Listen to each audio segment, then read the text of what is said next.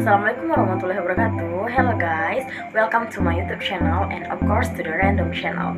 So today I will share information for you, namely about the history of curriculum in Indonesia. What is curriculum? Why can the curriculum change? Okay, like Nadia Omar said, get on with it, check it out.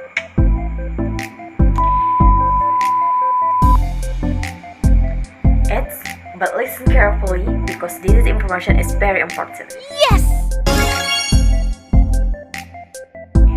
The first Indonesian curriculum was the 1947 curriculum known as learning plans. It was established to reform Indonesian education from the influence of the Netherlands-based educational system aiming to produce students with character.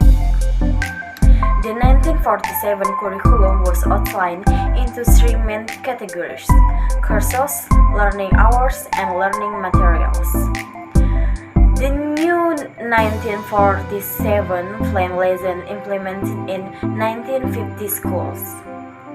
The form contains two main things, that is early subjects and hours of teachings, and teaching outlines. 1947 plan priorities education lesson nature, stage and community awareness, the subject matter associated with daily events, attention to the arts and physical education. The 1947 lesson plan was the longest curriculum that didn't undergo changes during the post-independence period or the Orde Lama era for 17 years. Okay, the next. In 1952, the curriculum in Indonesia has improved. In 1952, it was named Plan Lesson Unraveling 1952. This curriculum has led to a national education system, more details and syllabus subject as bias. The most prominent characteristic feature of the curriculum and at the same time 1952 is that each lesson plan must consider the content associated with everyday life. Okay, the next. By the year 1964, the government returned the curriculum system Indonesia.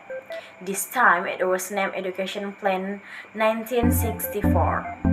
Principles of curriculum developed in 1964 that become a hallmark of this curriculum is that the government has the desire to get people's academic knowledge for deriving at primary level. So the learning is centered on program Pancardana, namely the development of moral, intellectual, emotional or artistic, craft, and physical. Okay, the next. Curriculum 1968 is the renewal of Curriculum 1964, which does change the structure of the educational curriculum Pancardana Pancasila Soul into coachings, knowledge-based, and special skills. Curriculum 1968 is a manifestation of the change in orientation on the 1945 implementation of genuine and consistent.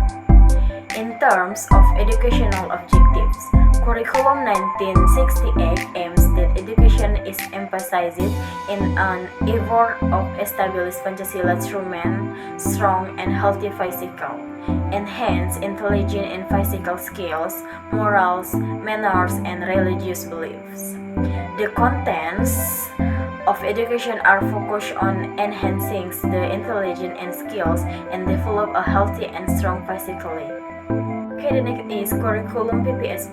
In 1973, the government need a pioneer development school project, drop the IKIV state in Indonesia as a laboratory school.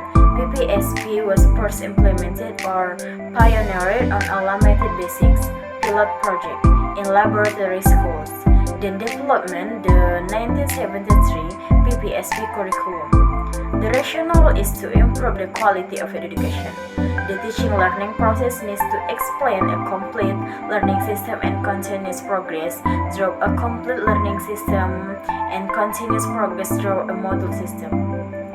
The result of this field were very encouraging, but by policymakers at the time, it was considered too expensive, so it was not worth disseminating rationally. in light of the 1968 curriculum is a curriculum 1975. In this curriculum, using the approach Procedure Instructional Systems Development or ITS led to the achievement of specific goals, which can be measured and formulated in the form of student behavior. Each unit more detailed lessons, namely General Guidelines, Specific Instructional Goals or ICT, the subject matter, learning tool, teaching and learning activities, and evaluation.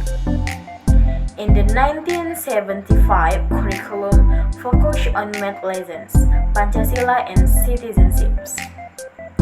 The curriculum 1975 prepared as a substitute for the curriculum 1968, where changes were made using the following approaches. First, goal-oriented. The second, integrative approach adopted in the sense that any lesson have meaning and role of support to the achievement of goals more integrated. Third, emphasizing the efficiency and effectiveness in terms of resource and time. Fourth, conventional approach instructional system, known as development procedure of instructional system. That system always leads to the achievement of specific goals, can be defined and measured in the form of student behavior. And the last, influence behavior research by psychology that emphasizes the stimulus to response and training. Next, by the year 1983, the curriculum 1975 is considered no longer compatible with the needs of the community and the demands of science and technology. In general, the basic curriculum 1975 changed to the curriculum 1984 are as follows. First, there is a clash between the field of study curriculum materials with the ability of the students. Second, there is a gap between the program and the implementation of the curriculum in schools. Third, too much curriculum content to be taught. The last, procurement of new courses, such as in high school, to meet the needs of employment. In the curriculum 1984, the learning process emphasizes the theory of learning and less attention to the content of lessons. Curriculum 1994 created as the completion of curriculum 1984 and accordance implemented with the law number 2 in 1989 of the national education system.